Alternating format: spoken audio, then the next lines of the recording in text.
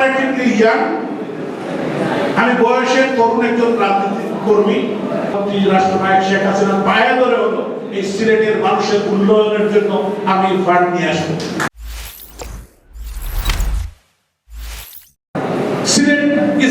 সিলেটের একটি আলাদা কৃষ্টি কালচার আছে। সেই সিলেটের আজকের যে অবস্থা, একটু বৃষ্টি হলেই উপশহর ডুবে যায়। উপশহর কিন্তু একটি এলিট রেসিডেন্সিয়াল এলাকা এই সিলেট শহর। এটার কারণ অপরিকল্পিতভাবে এই উপশহরটি করা হয়েছে এবং পরবর্তী সময়ে যে ড্রেনেজ গুলো করা হয়েছে, সুরমা নদীর খননের দীর্ঘদিন খনন করা হয় নাই, শহর রক্ষা বাদ করা হয় নাই এবং পরিকল্পিত যে ড্রেনেজ করার কথা, যে পানির যে নব্যতা থাকার কথা, এটা নেই। যে কারণে মশার উপদ্রব, এখানে আমাদের মা বোনরা থাকতে পারেন না, ছাত্রছাত্রীরা লেখাপড়া করতে পারেন না, তাদের অনেক কষ্ট। এইটা তো আছে, এই শহরের প্রত্যেকটি এলাকায় এরকম অবস্থা। আমি আপনাদেরকে এই জিনিসটা বলতে চাই, আগামী দিনে আল্লাহ তাআলার যদি হুকুম হয়, আপনাদের সহযোগিতা নিয়ে, আপনাদের ভোট নিয়ে, আমারও ভোট নিয়ে, যদি আমি আল্লাহ তাআলা আমাকে 21 জুন আমি নির্বাচিত হতে পারি, তাহলে এই নগরকে, এই সিলেট সিটিকে একটি পরিকল্পিত নগর হিসেবে গড়ে তুলতে হবে। এই আধ্যাত্মিক নগরীকে একটি সুন্দর স্মার্ট সিলেট গড়ে তুলতে হবে। এই জন্য আমাদের ঐক্যবদ্ধভাবে কাজ করতে হবে।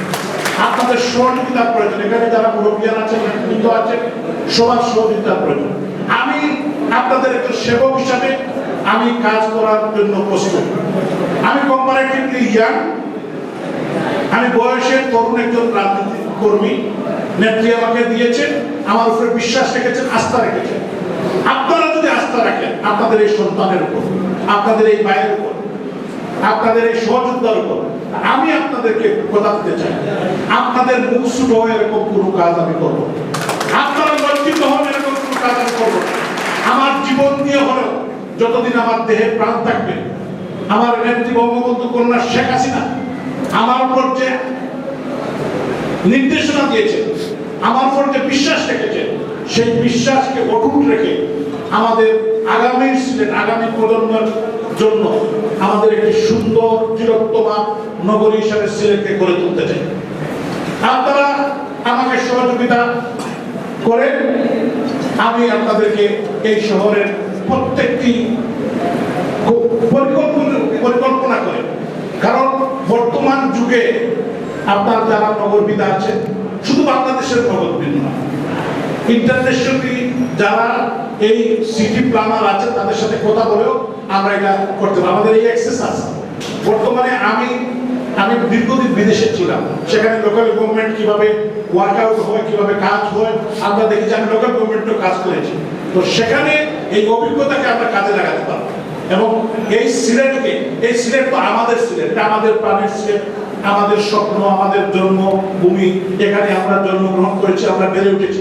আমি সিলেটেরই সন্তান। আমার বাপের বাড়িও সিলেট, আমার দাদার বাড়িও সিলেট, আমার নানার বাড়িও সিলেট, আমার শ্বশুর বাড়িও সিলেট, আমার জন্ম হয়েছে সিলেট।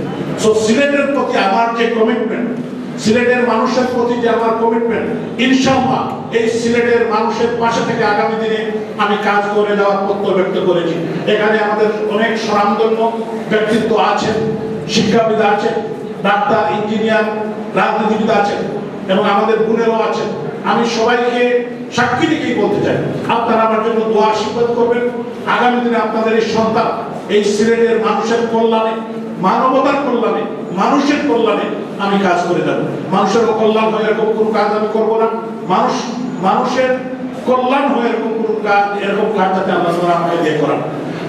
আমি আপনাদেরকে কথা বলতে চাই, আমাদের সিলেট সিটির উন্নয়নের জন্য, সিলেটবাসীর উন্নয়নের জন্য আমার জীবন দিয়ে হলো, মাননীয় প্রধানমন্ত্রী রাষ্ট্রনায়ক শেখ হাসিনার পায়ে ধরে হলো এই সিলেটের মানুষের উন্নয়নের জন্য আমি ফান্ড নিয়ে আসবো। আপনারা আমার জন্য দোয়া করবেন। এই সিটির জন্য আমরা 300 মেগাওয়াট বিদ্যুৎ প্ল্যান্ট করতে চাই। কেন?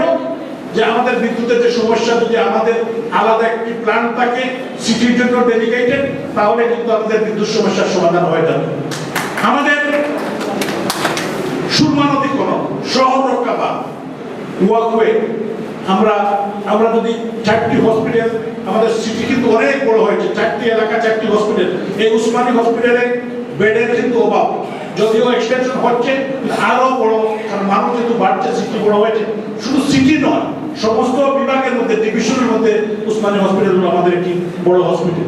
এখানে সার্ভিস তারা দিচ্ছেন না এটা বিষয় না, তারপরেও মানুষের কমপ্লেন কেন, এখানে ওভারফ্লো, এখানে সার্ভিস মানুষ মানে আরো বেড প্রয়োজন, নার্স প্রয়োজন, ডাক্তার প্রয়োজন, এখানে রিসোর্স প্রয়োজন, কিন্তু আমরা এটা সরকারের পক্ষ থেকে পর্যাপ্ত দিলেও সেখানে কিন্তু অ্যাকোমোডেট করা যাচ্ছে না। তো 4টি কর্নারে 4টি হসপিটাল করা যায়, এবং আমাদের ফায়ার সার্ভিস বলেন, এবং আমাদের রাস্তাঘাটের ডেভেলপমেন্ট বলেন, আমাদের এই যে স্মার্ট সিলেক্ট করতে হলে এই যে আমাদের বৈদ্যুতিক তার মাটির নিচে নেওয়া, এইগুলো এবং সিসিটিভির আওতায় শহরকে নিয়ে আসা, এই কাজগুলো করতে চাই। ইনশাআল্লাহ, যেহেতু আমার ব্যক্তিগতভাবে আমি বিশ্বাস করি আপনাদের সবার সহযোগিতা পেলে, যদিও 100% না করতে পারলেও আমি 90% করার চেষ্টা করব। আগামী 5 বছরে আমি বলতে চাই আমি 90% কাজ করার জন্য আমি প্রত্যয় ব্যক্ত করছি, এবং আমি এইটার জন্য আমার যত মেধা, বুদ্ধি, শক্তি সবকিছু আমি প্রয়োগ করব।